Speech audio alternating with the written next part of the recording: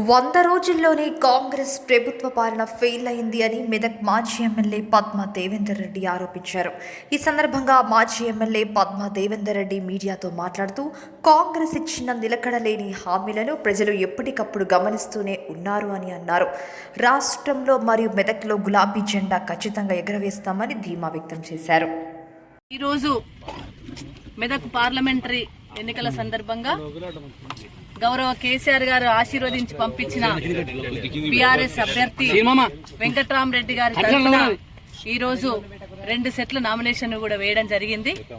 తప్పకుండా రేపు రాబోయే ఎన్నికలలో మే 13 తర్వాత వెంకట్రామరెడ్డి గారు ఘన విజయం సాధించబోతా ఉన్నారు.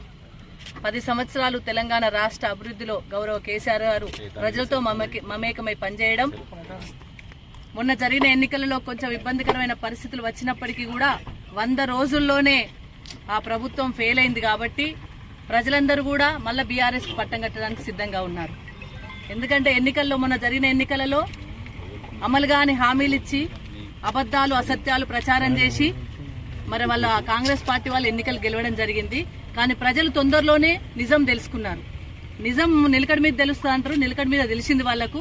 100 రోజుల్లోనే వాళ్ళు ఫెయిల్ అయినరు. 6 గ్యారంటీలు అని చెప్పి ఒక్క గ్యారంటీ కూడా పూర్తి దాంట్లో అమలు చేయలేదు. వాళ్ళు రైతులకు అనేక హామీలు ఇచ్చిండ్రు, ఒక్కటి కూడా అమలు చేయలేదు. ఇప్పుడు పంట వచ్చింది, పంట కొనుగోలు చేయడానికి కూడా నానా అవస్థలు పడుతున్నారు. పంట కొనుగోలు చేయలేక చాలా మంది రైతులు ఇబ్బంది పడతా ఉన్నారు. అంటే కేసీఆర్ గారిని కోల్పోయినాం, కేసీఆర్ గారిని మళ్లీ తెచ్చుకోవాలనే ఒక ఉబలాటం, ఒక అభిలాష రైతులలో ప్రజలలో కనబడుతుంది. కాబట్టి అదే రేపు బీఆర్ఎస్ పార్టీ ఎంపీలను గెలిపించుకోవడానికి ఘన విజయం సాధించడానికి దోహదపడుతుంది.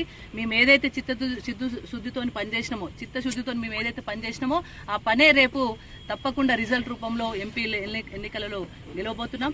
బీజేపీ పార్టీ కానీ కాంగ్రెస్ పార్టీ కానీ 2 పార్టీలు కూడా దొంది 10 సంవత్సరాల నుండి బీజేపీ పార్టీ తెలంగాణ రాష్ట్రానికి స్పెషల్ గా చేసింది ఏం లేదు. మెడికల్ కాలేజీలు ఇవ్వలేదు, రకరకాల మాకు కాళేశ్వరం ప్రాజెక్టు జాతీయ హోదా అంటే ఇవ్వలేదు, ఇక్కడ మాకు ఏదైతే నవోదయ స్కూల్స్ ఇవ్వలేదు, ఏవి కూడా తెలంగాణ ప్రాంతానికి ఇవ్వలేదు. 10 సంవత్సరాల నుండి జన్ధన్ ఖాతా అక్కచెల్లెలకు వేస్తాము, లేకపోతే డీజిల్ పెంచిర్రు, పెట్రోల్ పెంచిర్రు, నానా అవస్థలు పడ్డారు. కేవలం మతపరంగా రాముని పేరు చెప్పుకొని ఓట్లు దండుకోవాలని చూసేది బీజేపీ పార్టీ. కాంగ్రెస్ పార్టీలో 100 రోజుల్లో మేము అది చేస్తామని అనేక హామీలు ఇచ్చి అలవిగాని హామీలు ఇచ్చి ఫెయిల్ అయింది కాంగ్రెస్ పార్టీ. కేవలం వాళ్ళు ఊకదంపుడు ఉపన్యాసాలకు, అసత్య ప్రచారాలకు, ఇప్పటి కూడా బుల్డోజ్ వ్యవహారానికే పనికొస్తున్నారు తప్ప ఏం చేస్తారో ప్రజలకు ఇప్పటి వరకు కూడా చెప్పలేదు. మొన్న సీఎం గారు ఇక్కడికి వచ్చినప్పుడు మేము చాలా ఎదురు చూసినాం, మెదక్ డెవలప్ చేస్తామని చెప్పేసి, అనేక అభివృద్ధి కార్యక్రమాలు ఇస్తామని చెప్పేసి ఏదైనా అనౌన్స్ చేసిపోతారేమో అనుకున్నాం. ఒక్క మాట కూడా ఊసు కూడా లేదు, అభివృద్ధి గురించి ఊసే లేదు.